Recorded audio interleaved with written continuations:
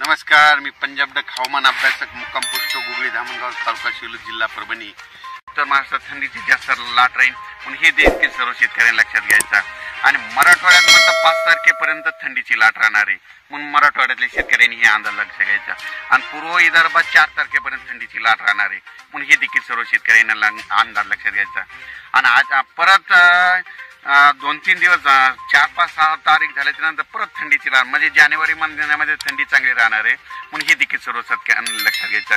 पण एक परिस्थिती म्हणजे अशी असती, म्हणजे निसर्गाचं एक असं एक गणित ठरलेलं असतं, जर खूप अचानक थंडी वाढली तर त्याला निसर्ग परत दाबण्यासाठी येत असतो. म्हणून 15, 16, 17 जानेवारीला मात्र परत एकदा म्हणजे आपल्या राज्यात वातावरण खराब होणार आहे म्हणून हे अंदाज लक्षात घ्यायचा. नेमकं कुठं होणार आहे, कसं होणार आहे ते नंतरच्या व्हिडिओमध्ये देण्यात येईल. आणि माझ्या शेतकऱ्याचं मात्र नुकसान होऊ देणार नाही या व्हिडिओमध्ये सर्व सांगतो. धन्यवाद. नवीन वर्षाच्या महाराष्ट्र आणि सर्व देशातल्या माझ्या सर्व शेतकऱ्यांना आभाळ भरून ढग भरून शुभेच्छा.